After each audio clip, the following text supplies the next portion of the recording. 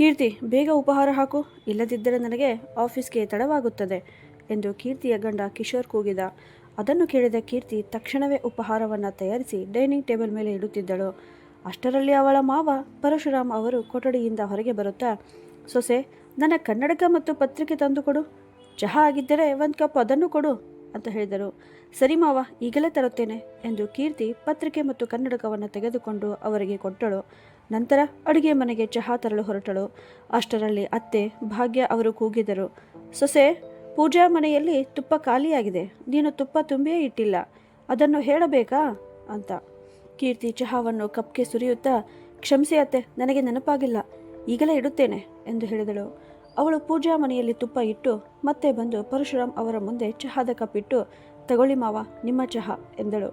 ಅಷ್ಟರಲ್ಲಿ ಪರಶುರಾಮ್ ಅವರು ಪತ್ರಿಕೆ ಓದುತ್ತಾ, ಸೊಸೆ, ಇವತ್ತಿನ ಸುದ್ದಿಯಲ್ಲಿ ನೋಡಿದೆಯಾ, ಸರ್ಕಾರ ಮತ್ತೆ ವಿದ್ಯುತ್ ದರವನ್ನು ಹೆಚ್ಚಿಸಲು ಹೊರಟಿದೆಯಂತೆ, ಈಗಾಗಲೇ ಎಷ್ಟು ಖರ್ಚು ಹೆಚ್ಚಾಗಿದೆ ಎಂದು ಹೇಳಿದರು.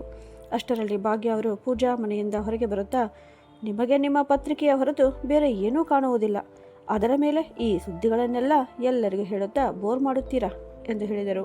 ಅದನ್ನು ಕೇಳಿ ಅಡಿಗೆ ಮನೆಗೆ ಹಿಂತಿರುಗುತ್ತಿದ್ದ ಕೀರ್ತಿಗೆ ತಡೆಯಲಾಗದೆ ನಗು ಬಂದಿತು. ಪರಶುರಾಮ್ ಅವರು ಪತ್ರಿಕೆಯಿಂದ ತಲೆ ಎತ್ತಿ ಭಾಗ್ಯ ಅವರನ್ನು ನೋಡಿ, ಅಯ್ಯೋ ಶ್ರೀಮತಿ, ಈ ಜಗತ್ತಿನಲ್ಲಿ ಏನು ನಡೆಯುತ್ತಿದೆ ಅನ್ನೋದನ್ನು ತಿಳಿದುಕೊಳ್ಳುವುದು ಮುಖ್ಯ ಅಲ್ಲವೇ ಎಂದು ಹೇಳಿದರು.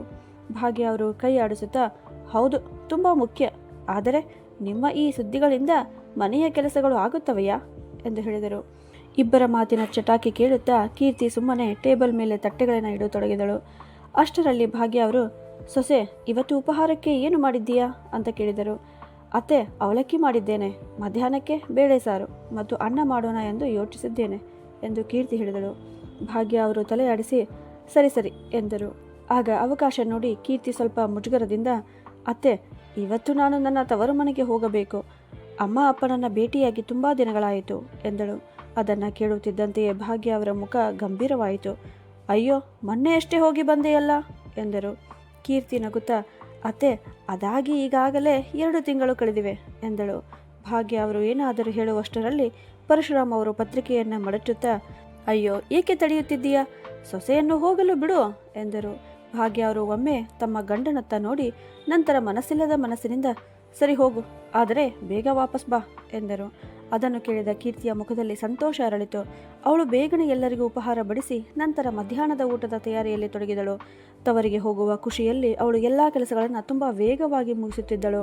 ಅಷ್ಟರಲ್ಲಿ ಭಾಗ್ಯ ಅವರ ಮೊಬೈಲ್ಗೆ ಕರೆ ಬಂದಿತು. ಅದು ಅವರ ಮಗಳು ರುಕ್ಮಿಣಿ ಮಾಡಿದ್ದ ಕರೆಯಾಗಿತ್ತು. ಹೌದು ಮಗಳೇ, ಹೇಗಿದ್ದೀಯಾ? ಏನು, ನೀನು ಒಬ್ಬಳೇ ಬಂದಿದ್ದೀಯಾ? ಅಳಿಯ ಎಲ್ಲಿದ್ದಾರೆ? ಅವರು ಏಕೆ ಬರಲಿಲ್ಲ ಎಂದು ಭಾಗ್ಯ ಅವರು ಕೇಳಿದರು. ಅತ್ತ ಕಡೆಯಿಂದ ರುಕ್ಮಿಣಿ ಏನೋ ಹೇಳಿದಳು. ಅದನ್ನು ಕೇಳುತ್ತಿದ್ದಂತೆ ಭಾಗ್ಯ ಅವರ ಮುಖ ಗಂಭೀರವಾಯಿತು. ಅವರ ಧ್ವನಿಯು ಸ್ವಲ್ಪ ಜೋರಾಯಿತು. ಅಯ್ಯೋ, ಆದರೆ ಅವರ ಜೊತೆ ಜಗಳ ಮಾಡುವ ಅಗತ್ಯ ಏನಿತ್ತು? ಹೀಗೆ ಯೋಚನೆ ಮಾಡದೆ ಮನೆ ಬಿಟ್ಟು ಯಾರಾದರೂ ಬರುತ್ತಾರೆಯಾ ಎಂದು ಹೇಳಿದರು. ಈಗ ಭಾಗ್ಯ ಅವರು ತುಂಬ ಚಿಂತೆಗೆ ಒಳಗಾಗಿದ್ದರು. ಅದಾದ ನಂತರ ಭಾಗ್ಯ ಅವರು ತಕ್ಷಣ ತಮ್ಮ ಮಗ ಕಿಶೋರನನ್ನು ಕೂಗಿದರು. ಮಗನೇ ಕಿಶೋರ್, ರುಕ್ಮಿಣಿ ಬಸ್ ನಿಲ್ದಾಣದಲ್ಲಿ ನಿಂತಿದ್ದಾಳೆ, ನೀನು ಹೋಗಿ ಅವಳನ್ನು ಕರೆದುಕೊಂಡು ಬಾ ಅಂತ. ಕಿಶೋರ್ ತನ್ನ ಕೊಠಡಿಯಿಂದ ಹೊರಗೆ ಬಂದು ಆಶ್ಚರ್ಯದಿಂದ, ಆದರೆ ಅಮ್ಮ, ಅವಳು ಒಬ್ಬಳೇ ಬಂದಿದ್ದಾಳೆಯಾ? ಭಾವ ಏಕೆ ಬರಲಿಲ್ಲ ಅಂತ ಕೇಳಿದ. ಭಾಗ್ಯ ಅವರು ಫೋನ್ ಇಟ್ಟು ದೀರ್ಘ ನಿಟ್ಟುಸಿರು ಬಿಟ್ಟು, ಈ ಹುಡುಗಿಯ ಗತಿ ಏನಾಗುತ್ತದೆಯೋ ಗೊತ್ತಿಲ್ಲ, ಗಂಡನ ಜೊತೆ ಜಗಳ ಮಾಡಿಕೊಂಡು ಬಂದಿದ್ದಾಳೆ, ಮೊದಲು ನೀನು ಹೋಗಿ ಅವಳನ್ನು ಕರೆದುಕೊಂಡು ಬಾ, ಉಳಿದ ವಿಷಯವನ್ನು ನಂತರ ನೋಡೋಣ ಅಂತ ಹೇಳಿದರು. ಕಿಶೋರ್ ಕಾರಿನ ಕೀಯನ್ನು ತೆಗೆದುಕೊಂಡು ಹೊರಟನು. ಮನೆಯ ವಾತಾವರಣ ಈಗ ಬದಲಾಗಲಿರುವುದು ಕೀರ್ತಿಗೆ ಅರ್ಥವಾಯಿತು. ಸ್ವಲ್ಪ ಹೊತ್ತಿನ ನಂತರ ಕಾರಿನ ಹಾರ್ನ್ ಶಬ್ದ ಕೇಳಿಸಿತು. ಕಿಶೋರ್ ರುಕ್ಮಿಣಿಯನ್ನು ಕರೆದುಕೊಂಡು ಮನೆಗೆ ಬಂದಿದ್ದರು. ರುಕ್ಮಿಣಿಯ ಮುಖದಲ್ಲಿ ಕೋಪವಿದ್ದರೂ ತವರು ಮನೆಗೆ ಬಂದ ಸಂತೋಷವು ಮನದೊಳಗೆ ಇದ್ದಿತು. ಮಗಳನ್ನು ನೋಡುತ್ತಿದ್ದಂತೆಯೇ ಭಾಗ್ಯ ಅವರು, ಬಂದೆಯಾ ಮಗಳೇ, ಬಾ, ಒಳಗೆ ಬಾ, ತುಂಬ ಆಯಾಸಗೊಂಡಿರುವಂತೆ ಕಾಣುತ್ತದೆ ಅಂತ ಹೇಳಿದರು. ಅಷ್ಟರಲ್ಲಿ ಪರಶುರಾಮ್ ಅವರು ಗಂಭೀರ ಧ್ವನಿಯಲ್ಲಿ, ಮಗಳೇ, ಅಷ್ಟಕ್ಕೂ ಏನಾಯಿತು, ಹೀಗೆ ಏಕಾಏಕಿ ಏಕೆ ಬಂದೆ ಅಂತ ಕೇಳಿದರು. ಅದಕ್ಕೆ ರುಕ್ಮಿಣಿ ಕೋಪದಿಂದ, ಏನು ಹೇಳಲಿ ಅಪ್ಪ, ನಿಮ್ಮ ಅಳಿಯ ನನ್ನ ಮಾತನ್ನೇ ಕೇಳೋದಿಲ್ಲ, ಎಷ್ಟು ದಿನಗಳಿಂದ ನನಗೆ ಕೆಲವು ದಿನ ತವರು ಮನೆಯಲ್ಲಿ ಇರಬೇಕು ಎಂದು ಹೇಳುತ್ತಿದ್ದೆ, ಆದರೆ ಪ್ರತಿ ಸಲ ಅವರ ಅಮ್ಮನ ಆರೋಗ್ಯದ ನೆಪ ಹೇಳಿ ನನ್ನನ್ನು ತಡೆದು ಬಿಡುತ್ತಿದ್ದರು. ಅವರಿಗೆ ತಮ್ಮ ಅಮ್ಮನ ಮಾತೇ ಮುಖ್ಯ, ನನ್ನ ಮಾತಿಗೆ ಯಾವ ಬೆಲೆಯೂ ಇಲ್ಲ. ಇದೇ ವಿಷಯಕ್ಕೆ ಇಂದು ಬೆಳಗ್ಗೆ ಮನೆಯಲ್ಲಿ ಜಗಳ ಆಯಿತು. ಕೋಪದಲ್ಲಿ ನಾನು ಇಲ್ಲಿಗೆ ಬಂದಿದ್ದೇನೆ. ಈಗ ನಾನು ಇಲ್ಲಿ ಕೆಲವು ದಿನಗಳು ಇದ್ದರೆ ಅವರ ಬುದ್ಧಿ ತಾನೇ ಸರಿಯಾಗುತ್ತದೆ ಅಂತ ಹೇಳಿದಳು. ಮಗಳ ಮಾತು ಕೇಳಿದ ಪರಶುರಾಮ್ ಅವರು ದೀರ್ಘ ನಿಟ್ಟುಸಿರು ಬಿಟ್ಟು, ಮಗಳೇ, ಇದು ಸರಿಯಲ್ಲ. ಈಗ ನಿನಗೆ ಮದುವೆಯಾಗಿದೆ. ನೀನು ಇನ್ನು ಚಿಕ್ಕ ಹುಡುಗಿ ಅಲ್ಲ. ಎಲ್ಲ ವಿಷಯದಲ್ಲಿಯೂ ಬುದ್ಧಿವಂತಿಕೆಯಿಂದ ನಡೆದುಕೊಳ್ಳಬೇಕು. ಪ್ರತಿಯೊಂದು ಸಣ್ಣ ವಿಷಯಕ್ಕೂ ಮನೆ ಬಿಟ್ಟು ಬರುವುದು ಒಳ್ಳೆಯದಲ್ಲ ಅಂತ ಹೇಳಿದರು. ಅದಕ್ಕೆ ರುಕ್ಮಿಣಿ ಮುನಿಸಿಕೊಂಡು, ಅಪ್ಪ, ನೀವು ಇದಕ್ಕಾಗಿ ಚಿಂತಿಸಬೇಕಾಗಿಲ್ಲ. ನನ್ನ ಮದುವೆಯಾಗಿದೆ ಅಂದರೆ ಯಾರ ಗುಲಾಮಳೂ ಅಲ್ಲ. ನನಗೆ ಮನಸ್ಸಾದಾಗ ನಾನು ನನ್ನ ತವರು ಮನೆಗೆ ಬರುತ್ತೇನೆ. ಅವರು ಯಾವಾಗಲೂ ಬರಲು ಬಿಡುವುದೇ ಇಲ್ಲ. ಈಗ ಜಗಳವಾಗಿದೆ, ಆದ್ದರಿಂದ ಕನಿಷ್ಠ 1 ತಿಂಗಳಾದರೂ ಇಲ್ಲೇ ಇರುತ್ತೇನೆ ಅಂತ ಹೇಳಿದರು. ಅಷ್ಟರಲ್ಲಿ ಭಾಗ್ಯ ಅವರು ಮಧ್ಯದಲ್ಲಿಯೇ ಮಾತು ಕಡಿದು, ಅಯ್ಯೋ ಸಾಕು ಬಿಡಿ, ಮಗಳು ಮನೆಗೆ ಬಂದಿದ್ದಾಳೆ ಅಂದರೆ ನೆಮ್ಮದಿಯಿಂದ ಇರಲು ಬಿಡಿ. ಅವಳ ಕೋಪ ತಣ್ಣಗಾದ ಮೇಲೆ ಅಳಿಯನೇ ಬಂದು ಕರೆದುಕೊಂಡು ಹೋಗುತ್ತಾರೆ ಅಂತ ಹೇಳಿದರು. ನಂತರ ಅವರು ತಮ್ಮ ಸೊಸೆ ಕೀರ್ತಿಯ ಕಡೆ ತಿರುಗಿ, ಸೊಸೆ ಕೀರ್ತಿ, ರುಕ್ಮಿಣಿಯ ಬ್ಯಾಗನ್ನು ಒಳಗೆ ಇಟ್ಟು ಬಾ. ನಂತರ ಅವಳಿಗೆ ತಿನ್ನಲು ಏನಾದರೂ ತಂದು ಕೊಡು. ಪಾಪ ತುಂಬ ಬೇಸರದಿಂದ ಬಂದಿದ್ದಾಳೆ ಅಂತ ಹೇಳಿದರು. ಕೀರ್ತಿ ತಲೆ ತಗ್ಗಿಸಿ, ಸರಿಯತ್ತೆ ಎಂದು ಹೇಳಿ ಬ್ಯಾಗನ್ನು ತೆಗೆದುಕೊಂಡು ಒಳಗೆ ಹೋದರು. ನಂತರ ಸುಮ್ಮನೆ ಅಡುಗೆ ಮನೆಗೆ ಹೋಗಿ 1 ಗ್ಲಾಸ್ ನೀರು ತುಂಬಿ ತನ್ನ ನಾದಿನಿ ರುಕ್ಮಿಣಿಯ ಮುಂದೆ ಇಟ್ಟಳು. ರುಕ್ಮಿಣಿ ಮನಸ್ಸಿಲ್ಲದಂತೆ ನೀರಿನ ಗ್ಲಾಸ್ ಎತ್ತಿಕೊಂಡ ತಕ್ಷಣವೇ ಭಾಗ್ಯ ಅವರು ಮತ್ತೆ, ಅಯ್ಯೋ ಸೊಸೆ, ಕೇವಲ ನೀರು ಮಾತ್ರ ತಂದು ಇಟ್ಟೆಯಾ? 1 ಕಪ್ ಚಹಾ ಮಾಡಿಕೊಡಲು ಆಗಲಿಲ್ಲವೇ? ಪಾಪ, ಇಷ್ಟು ದೂರದಿಂದ ಬಂದಿದ್ದಾಳೆ, ಆಯಾಸವಾಗಿರಬಹುದು ಅಂತ ಹೇಳಿದರು. ಕೀರ್ತಿ ಯಾವುದೇ ಉತ್ತರ ಕೊಡದೆ ಮತ್ತೆ ಅಡುಗೆ ಮನೆಯ ಕಡೆ ನಡೆದು ಹೋಗಿ ಚಹಾ ಮಾಡಲು ಶುರು ಮಾಡಿದಳು. ಚಹಾ ಮಾಡುತ್ತಾ ಅವಳು ಮನಸ್ಸಿನಲ್ಲಿ ಯೋಚಿಸಿದಳು, ದೇವರೇ, ನಾನೇನು ಮಾಡಲಿ? ಈ ಹುಡುಗಿಯಿಂದ ನನಗೆ ಸಾಕಾಗಿ ಹೋಗಿದೆ. ಜಗಳವಾಗುವುದು ಅವರ ಮನೆಯಲ್ಲಿ, ಆದರೆ ಅದರ ಕಷ್ಟ ಮಾತ್ರ ನನ್ನ ಮೇಲೆಯೇ ಬಂದು ಬಿಡುತ್ತದೆ ಅಂತ. ಅಷ್ಟರಲ್ಲಿ ಹೊರಗಿನಿಂದ ಭಾಗ್ಯ ಅವರ ಧ್ವನಿ ಕೇಳಿಸಿತು, ಸೊಸೆ, ಇನ್ನೂ ಚಹಾ ಆಗಿಲ್ಲವೇ ಅಂತ. ಕೀರ್ತಿ ತಕ್ಷಣ ಎಚ್ಚೆತ್ತುಕೊಂಡು ಬೇಗನೆ ಚಹಾ ತೆಗೆದುಕೊಂಡು ಹೊರಗೆ ಬಂದು, ತಗೊಳ್ಳಿ ಅಕ್ಕ, ನಿಮ್ಮ ಚಹಾ ಎಂದು ರುಕ್ಮಿಣಿಯ ಕೈಗೆ ಕೊಟ್ಟಳು. ರುಕ್ಮಿಣಿ ಚಹಾದ ಕಪ್ ತೆಗೆದುಕೊಂಡಳು. ಆದರೆ ತಕ್ಷಣವೇ ಕೋಪದಿಂದ, ಓಹೋ, ಇಂದು ನಾನು ಒಬ್ಬಳೇ ಬಂದಿದ್ದೇನೆ ಅಲ್ವಾ? ಅದಕ್ಕೆ ನನಗೆ ಈಗ ಯಾರೂ ಗೌರವ ಕೊಡುತ್ತಿಲ್ಲ. ಕೇವಲ ಚಹಾ ತಂದು ಇಟ್ಟು ಬಿಟ್ಟಿಯಲ್ಲ. ಚಹಾದ ಜೊತೆಗೆ ತಿನ್ನಲು ಏನಾದರೂ ತರಲು ಆಗಲಿಲ್ಲವೇ ಅಂತ ಹೇಳಿದಳು. ಅದನ್ನು ಕೇಳಿ ಕೀರ್ತಿಯ ಹೆಜ್ಜೆಗಳು ಅಲ್ಲಿಯೇ ನಿಂತವು. ಅವಳು ಏನಾದರೂ ಹೇಳುವಷ್ಟರಲ್ಲಿ ಭಾಗ್ಯ ಅವರು, ಅಯ್ಯೋ ಸೊಸೆ, ನಿನ್ನದು ಅತಿ ಆಯಿತು. ಚಹಾದ ಜೊತೆ ತಿನ್ನಲು ಏನಾದರೂ ಏಕೆ ತರಲಿಲ್ಲ ಅಂತ ಹೇಳಿದರು. ಕೀರ್ತಿ ತನ್ನ ಕೋಪವನ್ನು ತಡೆದುಕೊಂಡು ನಿಧಾನ ಸ್ವರದಲ್ಲಿ, ಈಗಲೇ ತರುತ್ತೇನೆ ಅತ್ತೆ ಎಂದಳು. ಅವಳು ತಕ್ಷಣ ಅಡುಗೆ ಮನೆಗೆ ಹೋಗಿ 1 ತಟ್ಟೆಯಲ್ಲಿ ಬಿಸ್ಕೆಟ್ ಮತ್ತು ಚಿಪ್ಸ್ ಇಟ್ಟು ತಂದು ರುಕ್ಮಿಣಿಯ ಮುಂದೆ ಇಟ್ಟಳು. ಆಮೇಲೆ ಏನು ಮಾತನಾಡದೆ ತನ್ನ ಉಳಿದ ಕೆಲಸಗಳಲ್ಲಿ ತೊಡಗಿಕೊಂಡಳು. ರುಕ್ಮಿಣಿ ಚಹಾ ಕುಡಿಯುತ್ತಾ ತನ್ನ ಅಮ್ಮನ ಕಡೆ ನೋಡಿ ವ್ಯಂಗ್ಯವಾದ ಧ್ವನಿಯಲ್ಲಿ, ಅಮ್ಮ, ನೋಡಿದರೆ ಅತ್ತಿಗೆಗೆ ನಾನು ಇಲ್ಲಿ ಬಂದಿರುವುದು ಇಷ್ಟವಾಗಿಲ್ಲ ಅನಿಸುತ್ತದೆ ಅಂತ ಹೇಳಿದಳು. ಭಾಗ್ಯ ಅವರು ತಕ್ಷಣ ಮಗಳನ್ನು ಸಮಾಧಾನಪಡಿಸುತ್ತಾ, ಅಯ್ಯೋ ಇಲ್ಲ ಮಗಳೇ, ನೀನು ಚಿಂತಿಸಬೇಡ, ನಾನು ಇದ್ದೇನಲ್ಲವಾ, ನಿನಗೆ ಯಾವುದರ ಕೊರತೆಯೂ ಆಗಲು ಬಿಡುವುದಿಲ್ಲ ಅಂತ ಹೇಳಿದರು. ಸ್ವಲ್ಪ ಹೊತ್ತಿನ ನಂತರ ರುಕ್ಮಿಣಿಗೆ ನೀರಿನ ಬಾಯಾರಿಕೆ ಆಯಿತು. ಅಮ್ಮ, ನಿಮ್ಮ ಸೊಸೆಗೆ ಹೇಳಿ ನನಗೆ 1 ಗ್ಲಾಸ್ ನೀರು ತಂದು ಕೊಡಲಿ ಎಂದಳು. ಅದಕ್ಕೆ ಭಾಗ್ಯ ಅವರು, ಕೀರ್ತಿ, ರುಕ್ಮಿಣಿಗೆ 1 ಗ್ಲಾಸ್ ನೀರು ತಂದು ಕೊಡು ಎಂದು ಹೇಳಿದರು. ಅಷ್ಟರಲ್ಲಿ ಪರಶುರಾಮ್ ಅವರು ತಮ್ಮ ಕೊಠಡಿಯಿಂದ ಹೊರಗೆ ಬಂದರು. ಅವರು ಇದನ್ನೆಲ್ಲ ನೋಡಿ ಅಸಮಾಧಾನದಿಂದ, ಭಾಗ್ಯ, ದಿನವಿಡೀ ಸೊಸೆಯನ್ನೇ ಕೆಲಸಕ್ಕೆ ಓಡಾಡಿಸುತ್ತೀಯಲ್ಲ. ನೀನೇ ಎದ್ದು ಮಾಡಲಾಗದಿದ್ದರೆ ಕನಿಷ್ಠ ನಿನ್ನ ಮಗಳಿಗೆ ಆದರೂ ತನ್ನ ಕೆಲಸವನ್ನು ತಾನೇ ಮಾಡಿಕೊಳ್ಳಲು ಹೇಳು ಅಂತ ಹೇಳಿದರು. ಅದಕ್ಕೆ ಭಾಗ್ಯ ಅವರು ಸಿಟ್ಟಿನಿಂದ, ನೀವು ನಿಮ್ಮ ಕೊಠಡಿಗೆ ಹೋಗಿ ಟಿವಿಯಲ್ಲಿ ಕತೆ ಕೇಳುತ್ತಾ ಕುಳಿತುಕೊಳ್ಳಿ. ನನ್ನ ಕೆಲಸದಲ್ಲಿ ಮಧ್ಯೆ ಬರಬೇಡಿ ಅಂದರು. ಪರಶುರಾಮ್ ಅವರು ದೀರ್ಘ ನಿಟ್ಟುಸಿರು ಬಿಟ್ಟು ರುಕ್ಮಿಣಿಯ ಕಡೆ ನೋಡಿ ಶಾಂತ ಸ್ವರದಲ್ಲಿ, ಮಗಳೇ, ನನ್ನ ಮಾತಿಗೆ ಬೇಸರ ಮಾಡಿಕೊಳ್ಳಬೇಡ. ಆದರೆ ನನ್ನ ಅನಿಸಿಕೆಯಲ್ಲಿ ನೀನು ನಿನ್ನ ಸ್ವಭಾವವನ್ನು ಸ್ವಲ್ಪ ಬದಲಿಸಿಕೊಳ್ಳಬೇಕು ಅಂತ ಹೇಳಿದರು. ಅದನ್ನು ಕೇಳುತ್ತಿದ್ದಂತೆಯೇ ರುಕ್ಮಿಣಿ ಕೋಪದಿಂದ, ಏಕೆ ಅಪ್ಪ, ನೀವು ಯಾವಾಗಲೂ ನನಗೆ ನಿನ್ನ ವರ್ತನೆ ಬದಲಿಸು ಎಂದು ಹೇಳುತ್ತೀರಿ? ನಾನು ಅಷ್ಟು ದೊಡ್ಡ ತಪ್ಪೇನು ಮಾಡಿದ್ದೇನೆ? ನನ್ನ ವರ್ತನೆಯ ಬಗ್ಗೆ ಏಕೆ ಯಾವಾಗಲೂ ಪ್ರಶ್ನೆ ಮಾಡುತ್ತೀರಿ ಅಂತ ಕೇಳಿದಳು. ಪರಶುರಾಮ್ ಅವರು ಶಾಂತವಾಗಿ ಅವಳಿಗೆ ಅರ್ಥ ಮಾಡಿಸಲು ಪ್ರಯತ್ನಿಸುತ್ತಾ, ನೋಡು ಮಗಳೇ, ನೀನು ಗಂಡನ ಜೊತೆ ಜಗಳ ಮಾಡಿಕೊಂಡು ತವರು ಮನೆಗೆ ಬಂದಿದ್ದೀಯಾ. ಆದರೆ ಅಲ್ಲಿಂದ ಇದುವರೆಗೂ ಒಂದೇ 1 ಫೋನ್ ಕೂಡ ಬಂದಿಲ್ಲ. ಇದು ಚಿಂತಿಸಬೇಕಾದ ವಿಷಯ ಅಲ್ಲವೇ ಅಂತ ಹೇಳಿದರು. ಅದಕ್ಕೆ ರುಕ್ಮಿಣಿ ಸಿಟ್ಟಿನಿಂದ, ನಿಮಗೆ ಯಾವಾಗಲೂ ಅವರ ಬಗ್ಗೆಯೇ ಚಿಂತೆ ಇರುತ್ತದೆ. ನನ್ನ ಬಗ್ಗೆ ನಿಮಗೆ ಯಾವ ಕಾಳಜಿಯೂ ಇಲ್ಲ. ನನಗೆ ನಿಮ್ಮ ಜೊತೆ ಮಾತನಾಡಬೇಕಿಲ್ಲ ಅಂತ ಹೇಳಿದಳು. ನಂತರ ತನ್ನ ಅಮ್ಮನ ಕಡೆ ತಿರುಗಿ, ಅಮ್ಮ, ನಾನು ಹೋಗಿ ಮಲಗುತ್ತೇನೆ ಎಂದು ಹೇಳಿ ಕೋಪದಿಂದ ಕಾಲು ಬಡಿದು ತನ್ನ ಕೊಠಡಿಗೆ ನಡೆದು ಹೋಗಿ ಬಾಗಿಲನ್ನು ಜೋರಾಗಿ ಮುಚ್ಚಿಕೊಂಡಳು. ಅದನ್ನು ನೋಡಿ ಪರಶುರಾಮ್ ಅವರು ಭಾಗ್ಯ ಅವರ ಕಡೆ ತಿರುಗಿ, ಇವಳಿಗೆ ಸ್ವಲ್ಪ ಬುದ್ಧಿ ಹೇಳು. ಯಾವಾಗ ನೋಡಿದರೂ ತನ್ನ ಬಗ್ಗೆ ಯೋಚಿಸುತ್ತಾಳೆ. ಮದುವೆ ಅನ್ನೋದು ಮಕ್ಕಳ ಆಟ ಅಲ್ಲ. ಪ್ರತಿಯೊಂದು ವಿಷಯಕ್ಕೂ ಮುನಿಸಿಕೊಂಡು ತವರು ಮನೆಗೆ ಬರುವುದು ಸರಿಯಲ್ಲ ಅಂತ ಹೇಳಿದರು. ಅದಕ್ಕೆ ಭಾಗ್ಯ ಅವರು, ಅಯ್ಯೋ, ನೀವು ಕೂಡ ಪ್ರತಿಯೊಂದು ವಿಷಯಕ್ಕೂ ಉಪದೇಶ ಮಾಡುತ್ತೀರಲ್ಲ. ಮಗಳು ತವರು ಮನೆಗೆ ಬಂದಿದ್ದಾಳೆ, ಸ್ವಲ್ಪ ನೆಮ್ಮದಿಯಾಗಿ ಇರಲು ಬಿಡಿ, ಎಲ್ಲವೂ ಸರಿಯಾಗುತ್ತದೆ ಅಂತ ಹೇಳಿದರು. ಪರಶುರಾಮ್ ಅವರು ಅಸಮಾಧಾನದಿಂದ ತಲೆ ಅಲ್ಲಾಡಿಸಿ ಮತ್ತೆ ತಮ್ಮ ಕೊಠಡಿಗೆ ಹೋಗಿಬಿಟ್ಟರು. ಹೀಗೆ ಕೆಲವು ದಿನಗಳು ಕಳೆಯಿತು. ಕೀರ್ತಿ ಎಂದಿನಂತೆಯೇ ಮನೆಯ ಎಲ್ಲಾ ಕೆಲಸಗಳಲ್ಲಿ ನಿರತಲಾಗಿದ್ದಳು. ಆದರೆ ರುಕ್ಮಿಣಿ ಯಾವುದೇ ಚಿಂತೆ ಇಲ್ಲದೆ ಆರಾಮವಾಗಿ ದಿನ ಕಳೆಯುತ್ತಿದ್ದಳು. ಒಂದು ದಿನ ಕೀರ್ತಿ ತನ್ನ ಕೆಲಸದಲ್ಲೇ ತೊಡಗಿದ್ದಾಗ ಅವಳ ತಾಯಿಯ ಕರೆ ಬಂದಿತು. ಹಲೋ ಅಮ್ಮ. ಅತ್ತ ಕಡೆಯಿಂದ ಅವಳ ತಾಯಿ ಸ್ವಲ್ಪ ಬೇಸರದಿಂದ, ಏನಮ್ಮ ಮಗಳೇ, ಎಷ್ಟು ದಿನಗಳಾಗಿವೆ, ನಿನ್ನ ಮುಖ ನೋಡಿ ತುಂಬಾ ದಿನ ಆಯಿತು, ನಿನ್ನ ನಾದಿನಿ ಇನ್ನೂ ಹೋಗಿಲ್ಲವೇ ಅಂತ ಕೇಳಿದರು. ಕೀರ್ತಿ ದೀರ್ಘ ನಿಟ್ಟುಸಿರು ಬಿಟ್ಟು ನಿಧಾನ ಸ್ವರದಲ್ಲಿ, ಎಲ್ಲಿ ಅಮ್ಮ, ಅವಳಿಗೆ ಹೋಗುವ ಯೋಚನೆಯೇ ಇಲ್ಲ. ನನ್ನ ಗಂಡ ಕ್ಷಮೆ ಕೇಳುವವರೆಗೂ ನಾನು ಹೋಗುವುದಿಲ್ಲ ಎಂದು ಹೇಳುತ್ತಿದ್ದಾಳೆ. ಇಷ್ಟು ಸುಲಭವಾಗಿ ಅವಳು ಹೋಗುತ್ತಾಳೆ ಎಂದು ನನಗೆ ಅನಿಸುತ್ತಿಲ್ಲ ಅಂತ ಹೇಳಿದಳು. ಅದನ್ನು ಕೇಳಿ ಕೀರ್ತಿಯ ತಾಯಿಗೆ ಚಿಂತೆಯಾಯಿತು. ಹಾಗಾದರೆ ನೀನೇ ಒಮ್ಮೆ ತವರು ಮನೆಗೆ ಬಾ ಮಗಳೇ, ನಿನ್ನ ಮನಸ್ಸು ಸ್ವಲ್ಪ ಹಗುರವಾಗುತ್ತದೆ ಅಂದಾಗ ಕೀರ್ತಿಯು ಹೇಳಿದಳು, ಇಲ್ಲ ಅಮ್ಮ, ನಿನ್ನೆ ನಾನು ಅತ್ತೆಯ ಬಳಿ ತವರು ಮನೆಗೆ ಹೋಗುವ ವಿಷಯ ಹೇಳಿದ್ದೆ. ಅದಕ್ಕೆ ಅವರ ಕೋಪದಿಂದ ಮನೆಯಲ್ಲಿ ಇಷ್ಟು ಸಮಸ್ಯೆ ನಡೆಯುತ್ತಿದೆ, ಇಂತಹ ಸಮಯದಲ್ಲಿ ನನಗೆ ತವರು ಮನೆಗೆ ಹೋಗುವುದೇ ಮುಖ್ಯವಾಗಿದೆಯಾ ಎಂದು ಹೇಳಿದರು ಅಂತ ಹೇಳಿದಳು. ಸ್ವಲ್ಪ ನಿಂತು ಮತ್ತೆ, ಅಮ್ಮ, ಈ ಸಮಸ್ಯೆ ನಮ್ಮ ಪಾಲಿಗೆ ಮಾತ್ರ ಇದೆ, ರುಕ್ಮಿಣಿಗಂತೂ ಯಾವ ಸಮಸ್ಯೆಯೂ ಇಲ್ಲ. ಅವಳು ತುಂಬ ಸಂತೋಷವಾಗಿದ್ದಾಳೆ. ಅತ್ತೆ ಮನೆಯಿಂದ ಅವಳಿಗೆ ಸಂಪೂರ್ಣ ಸ್ವಾತಂತ್ರ್ಯ ಸಿಕ್ಕಿದಂತೆ ಇದೆ. ಈಗ ಪ್ರತಿದಿನ ತಡರಾತ್ರಿಯವರೆಗೂ ಟಿವಿಯಲ್ಲಿ ಸಿನಿಮಾಗಳನ್ನು ನೋಡುತ್ತಾಳೆ. ಬೆಳಗ್ಗೆ 11 ಗಂಟೆಯಾದರೂ ಎದ್ದು ಹೊರಗೆ ಬರುವುದಿಲ್ಲ ಅಂತ ಹೇಳಿದಳು. ಕೀರ್ತಿಯ ತಾಯಿ ದೀರ್ಘ ನಿಟ್ಟುಸಿರು ಬಿಟ್ಟು, ಸರಿ ಮಗಳೇ, ನೀನು ನಿನ್ನ ಆರೋಗ್ಯದ ಬಗ್ಗೆ ಮಾತ್ರ ಗಮನ ಕೊಡು ಎಂದು ಹೇಳಿ ಫೋನ್ ಇಟ್ಟರು. ಕೀರ್ತಿ ಗಡಿಯಾರದ ಕಡೆ ನೋಡಿದಳು. ಮಧ್ಯಾಹ್ನದ ಊಟ ಮಾಡುವ ಸಮಯವಾಗಿತ್ತು. ಅವಳು ಬೇಗನೆ ತನ್ನ ಕೂದಲನ್ನು ಸರಿಪಡಿಸಿಕೊಂಡು ಅಡುಗೆ ಮನೆಯ ಕಡೆ ಹೊರಡುವಷ್ಟರಲ್ಲಿ ರುಕ್ಮಿಣಿಯ ಧ್ವನಿ ಕೇಳಿಸಿತು. ಅತ್ತಿಗೆ, ನನಗೆ ಒಂದು ಕಪ್ ಚಹಾ ಮಾಡಿಕೊಡಿ ಅಂತ. ಕೀರ್ತಿ ಮನಸ್ಸಿನಲ್ಲಿಯೇ, ಮಹಾರಾಣಿ ಎದ್ದರಲ್ಲ ಎಂದು ಗೊಣಗುತ್ತಾ ಅಡುಗೆ ಮನೆಗೆ ಹೋಗಿ ರುಕ್ಮಿಣಿಗಾಗಿ ಚಹಾ ಮಾಡಲು ನೀರನ್ನು ಒಲೆಯ ಮೇಲೆ ಇಟ್ಟಳು. ರುಕ್ಮಿಣಿ ಎದ್ದ ತಕ್ಷಣವೇ ಭಾಗ್ಯ ಅವರು ಅವಳ ಕೊಠಡಿಗೆ ಹೋದರು. ಅವರು ಪ್ರೀತಿಯಿಂದ ಅವಳ ತಲೆಯ ಮೇಲೆ ಕೈ ಇಟ್ಟು, ಮಗಳೇ, ಮುಂದಿನ ತಿಂಗಳು ನಿನ್ನ ತಮ್ಮ ಸುಜಿತ್ನ ಮದುವೆ ಇದೆ ಅನ್ನೋದು ನಿನಗೆ ಗೊತ್ತೇ ಇದೆ. ನೀನು ಹೀಗೆ ತವರು ಮನೆಗೆ ಬಂದು ಕುಳಿತಿದ್ದೀಯಾ. ಈಗ ನಾವು ನಿನ್ನ ಅತ್ತೆ ಮನೆಯವರಿಗೆ ಯಾವ ಮುಖ ಇಟ್ಟು ಮದುವೆಯ ಆಹ್ವಾನ ಕೊಡಲು ಹೋಗಬೇಕು ಅಂತ ಕೇಳಿದರು. ಅದಕ್ಕೆ ರುಕ್ಮಿಣಿ ದಿಂಬಿಗೆ ಆಸರೆ ಮಾಡಿಕೊಂಡು ಕುಳಿತು ನಿರ್ಲಕ್ಷ್ಯವಾಗಿ, ಅಮ್ಮ, ಅಲ್ಲಿಗೆ ಹೋಗುವ ಅವಶ್ಯಕತೆ ಏನಿದೆ? ಕೊರಿಯರ್ನಲ್ಲಿ ಆಹ್ವಾನ ಪತ್ರಿಕೆ ಕಳುಹಿಸಿ, ನಂತರ ಫೋನ್ ಮಾಡಿ ಕರೆಯಿರಿ. ಬಂದರೆ ಸರಿ, ಬರೆದಿದ್ದರೆ ಅವರೇ ಇಷ್ಟ ಅಂತ ಹೇಳಿದಳು. ಭಾಗ್ಯ ಅವರು ಸ್ವಲ್ಪ ಮುಜುಗರದಿಂದ, ಮಗಳೇ, ಹಾಗೆ ಮಾಡುವುದು ಸರಿಯಲ್ಲ. ಸಂಬಂಧಗಳನ್ನು ಉಳಿಸಿಕೊಳ್ಳಬೇಕಾಗುತ್ತದೆ.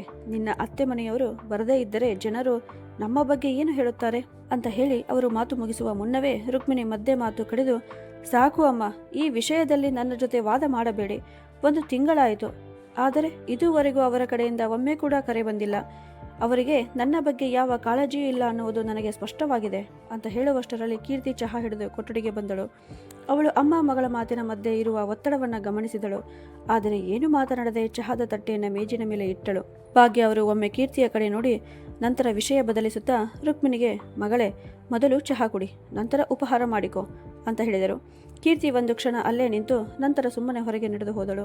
ಕೊಠಡಿಯ ಹೊರಗೆ ಬಂದ ತಕ್ಷಣವೇ ಒಳಗಿದ್ದ ರುಕ್ಮಿಣಿಯ ಮಾತು ಅವಳ ಕಿವಿಗೆ ಬಿದ್ದಿತು. ರುಕ್ಮಿಣಿ ಚಹಾ ಕುಡಿಯುತ್ತಾ, ಅಮ್ಮ, ಒಂದು ಮಾತು ಹೇಳಲ್ಲ, ನಿಮ್ಮ ಸೊಸೆ ಈಗ ತುಂಬ ಮಾಡರ್ನ್ ಆಗಿ ಬಿಟ್ಟಿದ್ದಾಳೆ ನೋಡಿ.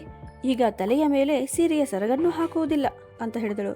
ಅದಕ್ಕೆ ಭಾಗ್ಯ ಅವರು ದೀರ್ಘ ನಿಟ್ಟುಸಿರು ಬಿಟ್ಟು ಸ್ವಲ್ಪ ಬೇಸರದಿಂದ, ಏನು ಮಾಡಲಿ ಮಗಳೇ, ನಿನ್ನ ಅಪ್ಪ ಅವಳಿಗೆ ತುಂಬ ಸ್ವಾತಂತ್ರ್ಯ ಕೊಟ್ಟಿದ್ದಾರೆ, ಯಾವಾಗಲೂ ಅವಳ ಪರವಾಗಿಯೇ ಮಾತನಾಡುತ್ತಾರೆ ಅಂತ ಹೇಳಿದರು. ಬಾಗಿಲಿನ ಹೊರಗೆ ನಿಂತಿದ್ದ ಕೀರ್ತಿ ಈ ಎಲ್ಲ ಮಾತುಗಳನ್ನು ಕೇಳುತ್ತಿದ್ದಳು. ಅವಳ ಮನಸ್ಸಿನಲ್ಲಿ ಹೇಳಲಾಗದ ನೋವು ತುಂಬಿಕೊಂಡಿತ್ತು. ಆದರೆ ಅವಳು ಏನೂ ಮಾತನಾಡಲಿಲ್ಲ. ತನ್ನ ಮಾತನ್ನು ಈ ಮನೆಯಲ್ಲಿ ಯಾರೂ ಅರ್ಥ ಮಾಡಿಕೊಳ್ಳುವುದಿಲ್ಲ ಎಂಬುದು ಅವಳಿಗೆ ಚೆನ್ನಾಗಿ ಗೊತ್ತಿತ್ತು. ಅದೇ ಯೋಚನೆಯೊಂದಿಗೆ ತನ್ನ ಮನಸ್ಸನ್ನು ಸಮಾಧಾನಪಡಿಸಿಕೊಂಡು ಎಂದಿನಂತೆಯೇ ಸುಮ್ಮನೆ ತನ್ನ ಕೆಲಸದಲ್ಲಿ ತೊಡಗಿಕೊಂಡಳು. ಆ ರಾತ್ರಿ ಕಿಶೋರ್ ಕೆಲಸದಿಂದ ಮನೆಗೆ ಬಂದಾಗ ಕೀರ್ತಿ ಅವನ ಜೊತೆ ಮಾತನಾಡುತ್ತಾ, ನೋಡಿ ಕಿಶೋರ್, ನಿಮ್ಮ ತಂಗಿ ದಿನವಿಡೀ ನನ್ನ ಮೇಲೆ ಆಜ್ಞೆ ಮಾಡುತ್ತಾಳೆ. ಅವಳ ದೃಷ್ಟಿಯಲ್ಲಿ ನಾನು ಒಬ್ಬ ಮನುಷ್ಯಳೇ ಅಲ್ಲ, ಮನೆಯ ಕೆಲಸದವಳು. ನಾನು ಇಷ್ಟೆಲ್ಲ ಮಾಡಿದರೂ ಅತ್ತೆಯ ಬಳಿ ನನ್ನ ಬಗ್ಗೆ ತಪ್ಪು ಮಾತುಗಳನ್ನೇ ಹೇಳುತ್ತಾಳೆ. ಯಾವಾಗಲೂ ನನ್ನನ್ನೇ ತಪ್ಪಿತಸ್ಥಳನ್ನಾಗಿ ಮಾಡಲು ಪ್ರಯತ್ನಿಸುತ್ತಾಳೆ ಅಂತ ಹೇಳಿದಳು. ಕಿಶೋರ್ ದೀರ್ಘ ನಿಟ್ಟುಸಿರು ಬಿಟ್ಟು, ಸರಿ, ಮತ್ತೆ ಅದೇ ವಿಷಯವೇ ಅಂತ ಹೇಳಿದ. ಅವನ ಈ ನಿರ್ಲಕ್ಷ್ಯದ ಮಾತು ಕೇಳಿ ಕೀರ್ತಿಗೆ ಕೋಪ ಬಂದಿತು. ಅವಳು ಸ್ವಲ್ಪ ಗಟ್ಟಿಯಾದ ಧ್ವನಿಯಲ್ಲಿ, ನೋಡಿ, ನಾನು ಒಬ್ಬ ಮನುಷ್ಯಳು, ನನಗೂ ಸ್ವಲ್ಪ ಗೌರವ ಬೇಕು. ದಿನವಿಡೀ ಮನೆಯ ಎಲ್ಲ ಕೆಲಸ ಮಾಡಬೇಕು. ಅದರ ಮೇಲೂ ನಿಮ್ಮ ಅಮ್ಮ ಮತ್ತು ತಂಗಿಯ ಚುಚ್ಚು ಮಾತುಗಳನ್ನು ಕೇಳಬೇಕು. ಹೀಗಾದರೆ ಹೇಗೆ ಅಂತ ಹೇಳಿದಳು. ಅದಕ್ಕೆ ಕಿಶೋರ್ ಕೀರ್ತಿಯ ಭುಜದ ಮೇಲೆ ಕೈ ಇಟ್ಟು, ಕೀರ್ತಿ, ನೀನು ಚಿಂತಿಸಬೇಡ. ಸುಜಿತ್ನ ಮದುವೆಗೆ ರುಕ್ಮಿಣಿಯ ಅತ್ತೆ ಮನೆಯವರು ಬಂದಾಗ ಅವಳು ತನ್ನ ಗಂಡನನ್ನು ಭೇಟಿಯಾದ ಮೇಲೆ ಅವಳ ಕೋಪ ತಾನಾಗಿಯೇ ಕಡಿಮೆಯಾಗುತ್ತದೆ. ಇನ್ನು ಕೆಲವೇ ದಿನಗಳ ವಿಷಯ ಅಂತ ಹೇಳಿದ. ಕಿಶೋರ್ನ ಮಾತು ಕೇಳಿ ಕೀರ್ತಿ ಸುಮ್ಮನಾದಳು. ಹೀಗೆ ದಿನಗಳು ಕಳೆಯುತ್ತಾ ಹೋದವು. ಕೊನೆಗೂ ಸುಜಿತ್ನ ಮದುವೆಯ ದಿನವೂ ಬಂದಿತು. ಇಡೀ ಮನೆ ಸಂಭ್ರಮದಿಂದ ಕಂಗೊಳಿಸುತ್ತಿತ್ತು. ಮದುವೆಯ ದಿನ ರುಕ್ಮಿಣಿಯ ಜನಸಂದಣಿಯ ಮಧ್ಯೆ ತನ್ನ ಮಾವ ಮತ್ತು ಗಂಡನನ್ನು ಹುಡುಕುತ್ತಲೇ ಇದ್ದಳು. ಆದರೆ ಅವರು ಯಾರೂ ಕಾಣಿಸಲಿಲ್ಲ. ಅದನ್ನು ನೋಡಿ ಅವಳ ಮುಖ ಕೋಪದಿಂದ ಕೆಂಪಾಯಿತು. ಇದನ್ನು ಕಂಡ ಭಾಗ್ಯ ಅವರ ಮನದಲ್ಲಿಯೂ ಚಿಂತೆ ಶುರುವಾಯಿತು. ಭಾಗ್ಯ ಅವರು ಪರಶುರಾಮ್ ಅವರ ಕಡೆ ತಿರುಗಿ, ನೀವು ಅವರ ಜೊತೆ ಮಾತನಾಡಿದ್ದೀರಲ್ಲ, ಹಾಗಿದ್ದರೂ ಅವರು ಏಕೆ ಬರಲಿಲ್ಲ ಅಂತ ಕೇಳಿದರು. ಪರಶುರಾಮ್ ಅವರು ದೀರ್ಘ ನಿಟ್ಟುಸಿರು ಬಿಟ್ಟು, ಭಾಗ್ಯ, ನಾವು ಮಾತನಾಡಿದ್ದೇವೆಯೋ ಇಲ್ಲವೋ ಅನ್ನುವುದರಿಂದ ಏನು ವ್ಯತ್ಯಾಸವಾಗುತ್ತದೆ? ನಮ್ಮ ಮಗಳ ಕಾರಣದಿಂದಲೇ ಅವರೊಂದಿಗೆ ನಮ್ಮ ಸಂಬಂಧ ಇದ್ದಿತು. ಈಗ ಆ ಮಗಳೇ ಅವರ ಜೊತೆಗೆ ಇಲ್ಲದಿರುವಾಗ ಅವರು ಮದುವೆಗೆ ಬಂದು ಏನು ಮಾಡುತ್ತಾರೆ ಅಂತ ಹೇಳಿದರು. ಈ ಮಾತುಗಳನ್ನು ಕೇಳಿದ ನಂತರ ರುಕ್ಮಿಣಿ ಒಂದು ನಿರ್ಧಾರಕ್ಕೆ ಬಂದಳು. ಈ ಸಂಬಂಧದಲ್ಲಿ ಇನ್ನು ಮುಂದೆ ಇರಲು ಸಾಧ್ಯವಿಲ್ಲ ಎಂದು ತೀರ್ಮಾನಿಸಿ ತನ್ನ ವಕೀಲರಿಗೆ ಕರೆ ಮಾಡಿ ವಿಚ್ಛೇದನದ ದಾಖಲೆಗಳನ್ನು ಸಿದ್ಧಪಡಿಸಲು ಹೇಳಿದಳು. ಸುಜಿತ್ನ ಮದುವೆಯ ಎಲ್ಲ ಶಾಸ್ತ್ರಗಳು ಮುಗಿದವು. ಹೊಸ ಸೊಸೆ ಪ್ರಿಯಾ ಈಗ ಆ ಮನೆಯ ಸದಸ್ಯಳಾಗಿದ್ದಳು. ಪ್ರಿಯಾ ವಿದ್ಯಾವಂತಳು, ಬುದ್ಧಿವಂತಳು ಆಗಿದ್ದಳು. ಆದರೆ ಅದೇ ಸಮಯದಲ್ಲಿ ತನ್ನ ಸಂಸ್ಕಾರಗಳನ್ನು ಬಹಳ ಗೌರವಿಸುವ ಹುಡುಗಿಯೂ ಆಗಿದ್ದಳು.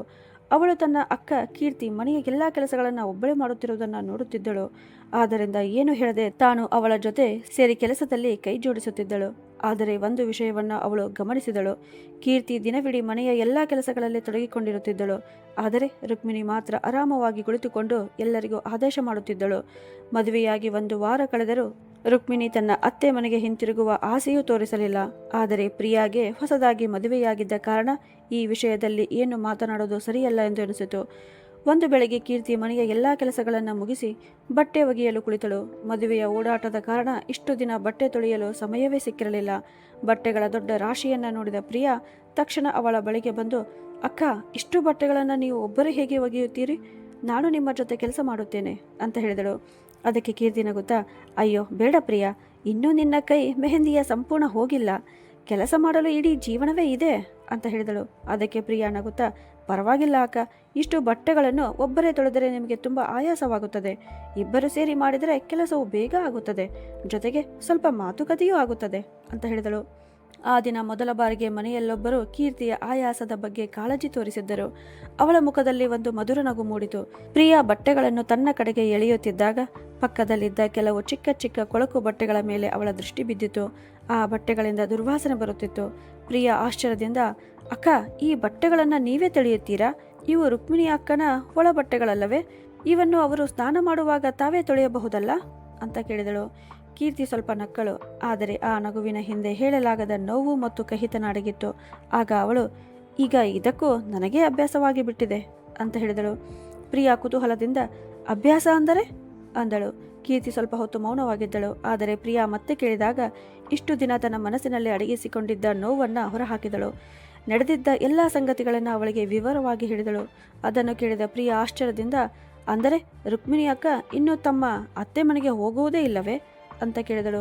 ಕೀರ್ತಿ ಸಣ್ಣ ನಗೆಯೊಂದಿಗೆ ತಲೆ ಅಲ್ಲಾಡಿಸಿ, ಇಲ್ಲ, ಹೋಗುವ ಯಾವ ಉದ್ದೇಶವೂ ಅವಳಲ್ಲಿ ಕಾಣಿಸುತ್ತಿಲ್ಲ. ಈಗ ವಿಷಯ ವಿಚ್ಛೇದನವರೆಗೂ ಹೋಗಿದೆ ಅಂತ ಹೇಳಿದಳು. ಇದನ್ನು ಕೇಳಿ ಪ್ರಿಯಾಳಿಗೆ ತುಂಬ ಆಶ್ಚರ್ಯವಾಯಿತು. ಅವಳು ಕೀರ್ತಿಯ ಮುಖವನ್ನು ಗಮನದಿಂದ ನೋಡಿದಳು.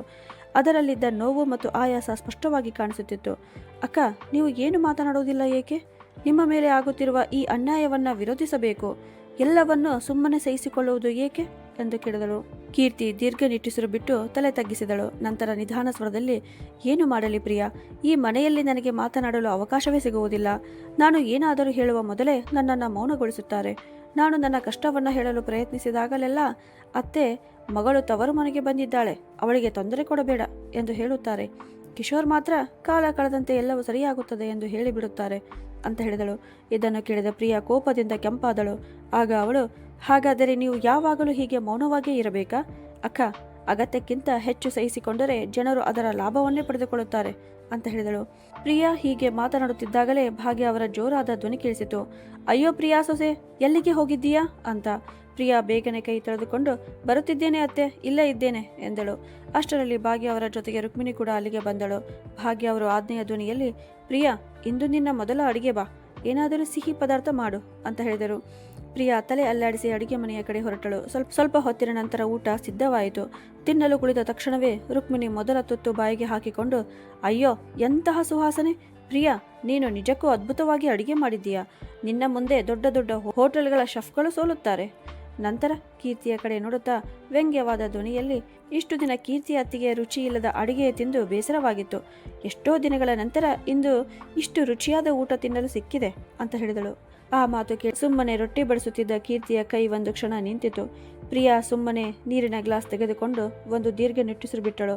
ನಂತರ ಬಹಳ ಶಾಂತವಾಗಿ ಆದರೆ ದೃಢವಾದ ಧ್ವನಿಯಲ್ಲಿ, ಅಕ್ಕ, ನಾನು ಕೀರ್ತಿ ಅಕ್ಕಳ ಕೈ ಅಡಿಗೆ ತಿಂದಿದ್ದೇನೆ. ನನಗಂತೂ ಅವರ ಅಡಿಗೆಯು ತುಂಬ ರುಚಿಯಾಗಿ ಅನಿಸಿತು ಅಂತ ಹೇಳಿದಳು. ರುಕ್ಮಿಣಿ ಮತ್ತು ಭಾಗ್ಯ ಅವರು ಒಬ್ಬರ ಮುಖ ಒಬ್ಬರು ನೋಡಿಕೊಂಡರು.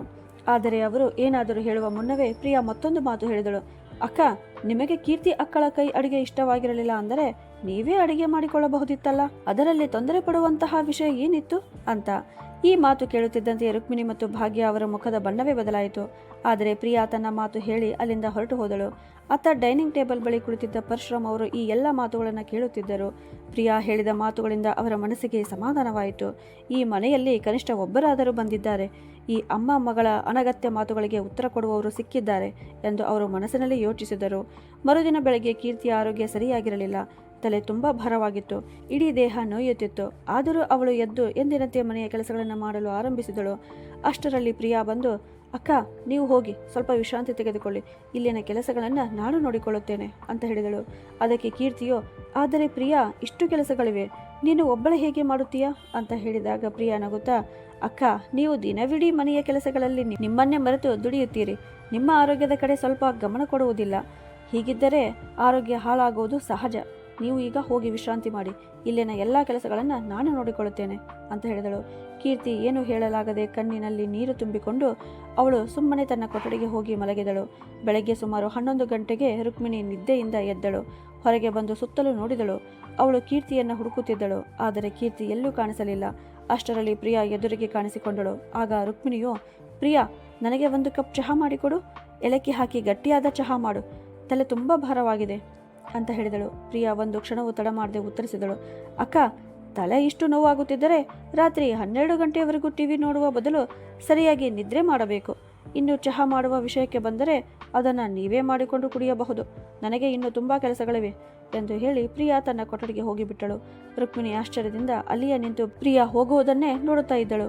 ಅವಳು ಮನಸ್ಸಿನಲ್ಲೇ ಯೋಚಿಸಿದಳು, ಕೀರ್ತಿ ಅತ್ತಿಗೆ ಇಂದಿನವರೆಗೂ ನನಗೆ ಯಾವತ್ತೂ ಹೀಗೆ ಉತ್ತರ ಕೊಟ್ಟಿರಲಿಲ್ಲ. ಆದರೆ ನಿನ್ನೆ ಮೊನ್ನೆ ಬಂದ ಈ ಹುಡುಗಿ ನನ್ನ ಎದುರೇ ಹೀಗೆ ಮಾತನಾಡುತ್ತಿದ್ದಾಳೆ ಅಂತ. ಕೋಪದಿಂದ ರುಕ್ಮಿಣಿಯ ಮುಖ ಕೆಂಪಾಯಿತು. ಇತ್ತ ಪ್ರಿಯಾ ಒಂದು ಗ್ಲಾಸ್ ನೀರು ತುಂಬಿಕೊಂಡು ಔಷಧಿಗಳನ್ನು ತೆಗೆದುಕೊಂಡು ತನ್ನ ಅಕ್ಕ ಕೀರ್ತಿಯ ಕೊಠಡಿಗೆ ಹೋದಳು. ಕೊಠಡಿಗೆ ಬಂದ ತಕ್ಷಣ ಕೀರ್ತಿಯು, ಏನಾಯಿತು, ಏನಾದರೂ ಸಮಸ್ಯೆಯೇ ಅಂತ ಕೇಳಿದಳು. ಪ್ರಿಯಾ ನಗುತ್ತಾ, ಅಯ್ಯೋ ಇಲ್ಲ ಅಕ್ಕ, ಯಾವ ಸಮಸ್ಯೆಯೂ ಇಲ್ಲ. ರುಕ್ಮಿಣಿ ಅಕ್ಕ ನನಗೆ ಚಹಾ ಮಾಡಿ ಕೊಡು ಎಂದು ಹೇಳಿದಳು. ಅದಕ್ಕೆ ನಾನು ನೇರವಾಗಿ ಚಹಾ ಬೇಕಾದರೆ ನೀವೇ ಮಾಡಿಕೊಂಡು ಕುಡಿಯಿರಿ ಎಂದು ಹೇಳಿದೆ ಅಂತ ಹೇಳಿದಳು.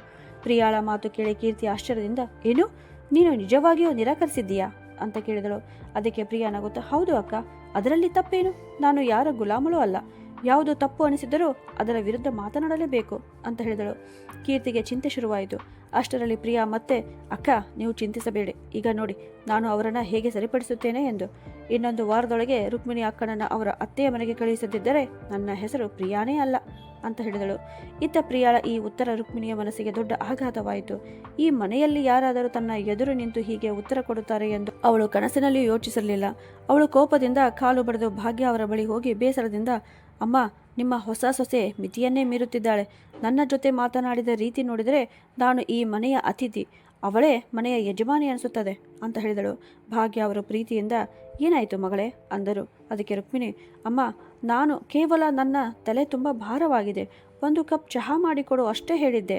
ಆದರೆ ಅವಳು ಯಾರಿಗೆ ಏನು ಬೇಕೋ ಅವರು ತಾವೇ ಮಾಡಿಕೊಡು ತಿನ್ನಬೇಕು ಎಂದು ಉತ್ತರಿಸಿದಳು ಅಂತ ಹೇಳಿದರು.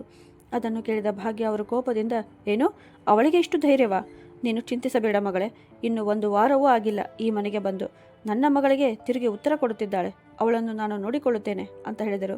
ತಕ್ಷಣವೇ ಅವರು ಜೋರಾಗಿ ಕೂಗಿದ್ರು, ಪ್ರಿಯಾ ಸೊಸೆ, ಒಮ್ಮೆ ಇಲ್ಲಿ ಬಾ ಅಂತ.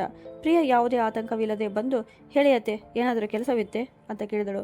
ಭಾಗ್ಯ ಅವರು ಕಠಿಣ ಧ್ವನಿಯಲ್ಲಿ, ನೀನು ರುಕ್ಮಿಣಿಯ ಜೊತೆ ಈ ರೀತಿಯಾಗಿ ಮಾತನಾಡಿದ್ದೀಯಂತೆ, ಇದೇನ ಮಾತನಾಡುವ ವಿಧಾನ ನಿನ್ನದು ಅಂತ ಹೇಳಿದರು. ಪ್ರಿಯಾ ಹೆದರದೆ ಉತ್ತರಿಸಿದಳು, ಅತ್ತೆ, ನಾನು ಸತ್ಯವನ್ನೇ ಹೇಳಿದ್ದೇನೆ. ಅಕ್ಕಳಿಗೆ ಚಹಾ ಬೇಕಿದ್ದರೆ ಅವಳು ತಾವೇ ಮಾಡಿಕೊಂಡು ಕುಡಿಯಬಹುದಿತ್ತು. ಅಂತ. ಅದನ್ನು ಕೇಳಿದ ರುಕ್ಮಿಣಿ ಸಿಟ್ಟಿನಿಂದ, ಹಾಗಾದರೆ ಈಗ ನೀನೇ ನಮಗೆ ಏನು ಮಾಡಬೇಕು ಎಂದು ಕಲಿಸುತ್ತಿದ್ದೀಯಾ ಅಂತ ಹೇಳಿದಳು. ಪ್ರಿಯಾ ಒಂದು ಹೆಜ್ಜೆ ಮುಂದೆ ಬಂದು ದೃಢವಾದ ಸ್ವರದಲ್ಲಿ, ಹೌದು ಅಕ್ಕ, ಕಲಿಸಬೇಕಾಗುತ್ತದೆ. ಏಕೆಂದರೆ ನಿಮಗೆ ಎಲ್ಲ ಕೆಲಸದಲ್ಲಿಯೂ ಇತರರಿಂದ ಮಾಡಿಸಿಕೊಳ್ಳುವ ಅಭ್ಯಾಸವಾಗಿ ಬಿಟ್ಟಿದೆ ಅಂತ ಹೇಳಿದಳು. ಅಷ್ಟರಲ್ಲಿ ಕೊಠಡಿ ಒಳಗಿದ್ದ ಕೀರ್ತಿ ಈ ಎಲ್ಲ ಮಾತುಗಳನ್ನು ಕೇಳುತ್ತಾ ಹೊರಗೆ ಬಂದಳು. ಅವಳನ್ನು ನೋಡಿದ ಭಾಗ್ಯ ಅವರು, ಕೀರ್ತಿ ಸೊಸೆ, ನೀನು ಬಂದೆಯಾ? ಇವಳಿಗೆ ಸ್ವಲ್ಪ ಹೇಳು, ಇವಳು ಹೇಳುತ್ತಿರುವುದು ಸರಿಯೇ ಅಂತ ಕೇಳಿದರು.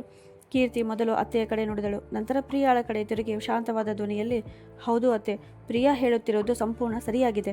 ಅದರಲ್ಲಿ ತಪ್ಪೇನಿದೆ ಅಂತ ಹೇಳಿದಳು. ಈ ಮಾತು ಕೇಳಿ ರುಕ್ಮಿಣಿ ಮತ್ತು ಭಾಗ್ಯ ಇಬ್ಬರು ಬೆರಗಾಗಿ ನಿಂತರು. ಆಗ ಕೀರ್ತಿ ಮತ್ತೆ ಮಾತನಾಡಲು ಆರಂಭಿಸಿದಳು. ಅವಳು ಶಾಂತವಾಗಿ ಆದರೆ ದೃಢವಾದ ಧ್ವನಿಯಲ್ಲಿ, ನೋಡು ರುಕ್ಮಿಣಿ ಅಕ್ಕ, ಈ ಮನೆ ಕೇವಲ ನಿನ್ನದು ಮಾತ್ರವಲ್ಲ, ನಮ್ಮದು ಹೌದು.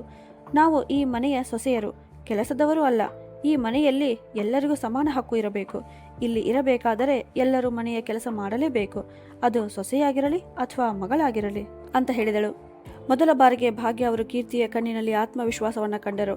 ಅಷ್ಟರಲ್ಲಿ ಪ್ರಿಯಾಳು, ಮತ್ತೆ ಅತ್ತೆ, ರುಕ್ಮಿಣಿ ಅಕ್ಕ ವಿಚ್ಛೇದನ ಪಡೆದು ತವರು ಮನೆಯಲ್ಲೇ ಇರಬೇಕು ಎಂದುಕೊಂಡಿದ್ದರೆ ಖುಷಿಯಿಂದ ಇರಲಿ. ಆದರೆ ಅದರ ನಂತರ ನನ್ನಿಂದಲೂ ಕೀರ್ತಿ ಅಕ್ಕಳಿಂದಲೂ ಯಾವುದೇ ಕೆಲಸದ ನಿರೀಕ್ಷೆ ಇಟ್ಟುಕೊಳ್ಳಬೇಡಿ ಅಂತ ಹೇಳಿದಳು. ಇಷ್ಟು ಹೇಳಿ ಕೀರ್ತಿ ಮತ್ತು ಪ್ರಿಯಾ ಇಬ್ಬರೂ ಅಲ್ಲಿಂದ ಹೊರಟು ಹೋದರು. ತಮ್ಮ ಎದುರೇ ಇಬ್ಬರು ಸೊಸೆಯರು ಇಷ್ಟು ಧೈರ್ಯವಾಗಿ ಮಾತನಾಡುವುದನ್ನು ನೋಡಿ ಭಾಗ್ಯ ಅವರು ಬೆರಗಾದರು. ಅಷ್ಟರಲ್ಲಿ ರುಕ್ಮಿಣಿಯು, ನೋಡಿದೆಯಾ ಅಮ್ಮ, ನಿಮ್ಮ ಎದುರೇ ಹೇಗೆ ಉತ್ತರ ಕೊಟ್ಟು ಹೋಗಿದ್ದಾರೆ ಅಂತ ಹೇಳಿದಳು. ಭಾಗ್ಯ ಅವರು ನಿಧಾನ ಧ್ವನಿಯಲ್ಲಿ, ಇಲ್ಲಿಯವರೆಗೂ ಈ ಮನೆಯಲ್ಲಿ ನನ್ನ ಎದುರು ಯಾರೂ ಮಾತನಾಡುವ ಧೈರ್ಯ ಮಾಡಿರಲಿಲ್ಲ. ಆದರೆ ಇಂದು ನಿನ್ನ ಕಾರಣದಿಂದ ಇಬ್ಬರು ಸೊಸೆಯರು ನನಗೆ ನೇರವಾಗಿ ಉತ್ತರ ಕೊಟ್ಟು ಹೋದರು ಅಂತ ಹೇಳಿದರು. ಅಮ್ಮನ ಬಾಯಿಯಿಂದ ಈ ಮಾತುಗಳನ್ನು ಕೇಳುತ್ತಿದ್ದಂತೆಯೇ ರುಕ್ಮಿಣಿಯ ಕಣ್ಣಿನಲ್ಲಿ ಉರಿಯುತ್ತಿದ್ದ ಕೋಪದ ಜ್ವಾಲೆ ನಿಧಾನವಾಗಿ ಕಣ್ಣೀರಾಗಿ ಹರಿಯತೊಡಗಿತು.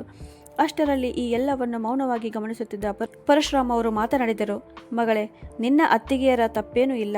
ನೀನೇ ಒಮ್ಮೆ ಯೋಚಿಸು. ನಾಳೆ ನಿನ್ನ ನಾದಿನಿ ನಿನ್ನ ಮನೆಗೆ ಬಂದು ತಿಂಗಳುಗಟ್ಟಲೆ ಇದ್ದು ನಿನ್ನ ಮೇಲೆ ಆದೇಶ ಮಾಡುತ್ತಾ ತನ್ನ ಅಮ್ಮನನ್ನು ನಿನ್ನ ವಿರುದ್ಧ ಎತ್ತಿ ಕಟ್ಟಿದರೆ ನೀನು ಅದನ್ನು ಸಹಿಸಬಲ್ಲೆಯಾ? ನಿನಗೆ ಆಗ ಹೇಗೆನಿಸುತ್ತದೆ? ಸ್ವಲ್ಪ ನಿಂತು ಅವರು ಮತ್ತೆ, ಆದ್ದರಿಂದಲೇ ಹೇಳುತ್ತಿದ್ದೇನೆ ಮಗಳೇ, ನಿನ್ನ ನಿಜವಾದ ಮನೆ ನಿನ್ನ ಗಂಡನ ಮನೆಯೇ. ಈ ಮಾತನ್ನು ಮನಸ್ಸಿನಲ್ಲಿ ಚೆನ್ನಾಗಿ ಇಟ್ಟುಕೋ ಅಂತ ಹೇಳಿದರು. ಇದನ್ನು ಕೇಳಿದ ಭಾಗ್ಯ ಅವರು ಮನಸ್ಸಿನಲ್ಲಿ ಯೋಚಿಸಿದರು. ಈ ಮನೆಯಲ್ಲಿ ಸೊಸೆಯರ ಮುಂದೆ ನನ್ನ ಗೌರವ ಉಳಿಸಿಕೊಳ್ಳಬೇಕಾದರೆ ಮಗಳನ್ನು ಅವಳ ಅತ್ತೆ ಮನೆಗೆ ಕಳುಹಿಸಲೇಬೇಕು. ಇಲ್ಲದಿದ್ದರೆ ಒಂದು ದಿನ ಸೊಸೆಯರೇ ನನ್ನನ್ನು ಈ ಮನೆಯಿಂದ ಹೊರ ಹಾಕಬಹುದು ಅಂತ. ಈ ಯೋಚನೆಯೊಂದಿಗೆ ಭಾಗ್ಯ ಅವರು ಮಗಳ ಭುಜದ ಮೇಲೆ ಕೈ ಇಟ್ಟು, ಮಗಳೇ, ಸಣ್ಣ ಪುಟ್ಟ ವಿಷಯಗಳಿಗೆ ಗಂಡನ ಜೊತೆ ಜಗಳ ಮಾಡಿಕೊಂಡು ತವರು ಮನೆಗೆ ಬರುವುದು, ನಂತರ ಸಂಬಂಧವನ್ನೇ ಮುರಿಯುವ ನಿರ್ಧಾರ ಮಾಡಿಕೊಳ್ಳುವುದು ಸರಿಯಲ್ಲ. ಆದ್ದರಿಂದ ಈಗ ಸಂತೋಷದಿಂದ ನಿನ್ನ ಅತ್ತೆ ಮನೆಗೆ ಹೋಗು. ಬಾ, ನಾನೇ ನಿನ್ನನ್ನು ಬಿಟ್ಟು ಬರುತ್ತೇನೆ ಅಂತ ಹೇಳಿದರು. ರುಕ್ಮಿಣಿ ನಿಧಾನವಾಗಿ ತಲೆ ಆಡಿಸಿ, ಹೌದು ಅಮ್ಮ, ಬಹುಶಃ ನೀವು ಹೇಳುವುದು ಸರಿಯಾಗಿದೆ. ನಾನು ಇನ್ನೂ ಇಲ್ಲಿ ಹೆಚ್ಚು ದಿನ ಇರಬಾರದು ಅಂತ ಹೇಳಿದಳು. ಹೀಗೆ ಹೇಳಿ ಅವಳು ತನ್ನ ಬಟ್ಟೆಗಳನ್ನು ಜೋಡಿಸಿ ಬ್ಯಾಗಿನಲ್ಲಿ ಇಡಲು ಆರಂಭಿಸಿದಳು. ರುಕ್ಮಿಣಿ ತನ್ನ ಸಾಮಾನುಗಳನ್ನು ಸಿದ್ಧಪಡಿಸಿಕೊಳ್ಳುತ್ತಿರುವುದನ್ನು ನೋಡಿ ಕೀರ್ತಿ ಮತ್ತು ಪ್ರಿಯಾ ಇಬ್ಬರು ಸಮಾಧಾನ ನಿಟ್ಟುಸಿರು ಬಿಟ್ಟರು. ಸುಮಾರು 2 ಗಂಟೆಗಳ ನಂತರ ಭಾಗ್ಯ ಅವರು ತಮ್ಮ ಮಗಳು ರುಕ್ಮಿಣಿಯನ್ನು ಕರೆದುಕೊಂಡು ಅವಳ ಅತ್ತೆ ಮನೆಗೆ ತಲುಪಿದರು. ಮಗಳು ಮತ್ತು ಭಾಗ್ಯ ಅವರು ಅತ್ತೆ ಮನೆಗೆ ತಲುಪಿದ ತಕ್ಷಣ ರುಕ್ಮಿಣಿಯ ಅತ್ತೆ ಮಾವ ಏನಾದರೂ ಹೇಳುವ ಮುನ್ನವೇ ಭಾಗ್ಯ ಅವರು ಅವರಿಗೆ ಕೈ ಮುಗಿದು, ಬೀಗರೆ, ನನ್ನ ಮಗಳು ತಪ್ಪು ಮಾಡಿದ್ದಾಳೆ ಎಂಬುದು ನನಗೆ ಗೊತ್ತಿದೆ. ಆದರೆ ನಾನು ಕೈ ಮುಗಿದು ಕೇಳಿಕೊಳ್ಳುತ್ತೇನೆ, ದಯವಿಟ್ಟು ಅವಳನ್ನು ಮತ್ತೆ ನಿಮ್ಮ ಮನೆಯವಳನ್ನಾಗಿ ಒಪ್ಪಿಕೊಳ್ಳಿ. ಈಗ ಅವಳಿಗೆ ತನ್ನ ತಪ್ಪಿನ ಅರಿವಾಗಿದೆ ಅಂತ ಹೇಳಿದರು. ಅದನ್ನು ಕೇಳಿದ ರುಕ್ಮಿಣಿಯ ಅತ್ತೆ, ಅಯ್ಯೋ ಸಹೋದರಿಯೇ, ನಮ್ಮ ಮುಂದೆ ನೀವು ಏಕೆ ಕೈ ಮುಗಿಯುತ್ತೀರಿ? ನಾವು ರುಕ್ಮಿಣಿಯನ್ನು ಯಾವಾಗ ದೂರು ಮಾಡಿದ್ದೇವೆ? ಅವಳು ಕೋಪ ಮಾಡಿಕೊಂಡು ಇಲ್ಲಿಂದ ಹೋಗಿದ್ದಳು. ನಾವು ಅವಳಿಗೆ ಏನೂ ಹೇಳಿರಲಿಲ್ಲ. ಈಗ ಅವಳೇ ಹಿಂತಿರುಗಿ ಬಂದಿದ್ದಾಳೆ. ಅದಕ್ಕೆ ನಮಗೆ ತುಂಬ ಸಂತೋಷವಾಗಿದೆ. ಆದ್ದರಿಂದ ನಮ್ಮ ಮುಂದೆ ಕೈ ಮುಗಿಯಬೇಡಿ ಅಂತ ಹೇಳಿದರು. ಅದನ್ನು ಕೇಳಿದ ರುಕ್ಮಿಣಿ ಕೂಡ ತನ್ನ ಅತ್ತೆ ಮತ್ತು ಮಾವನ ಬಳಿ ಕ್ಷಮೆ ಕೇಳಿದಳು.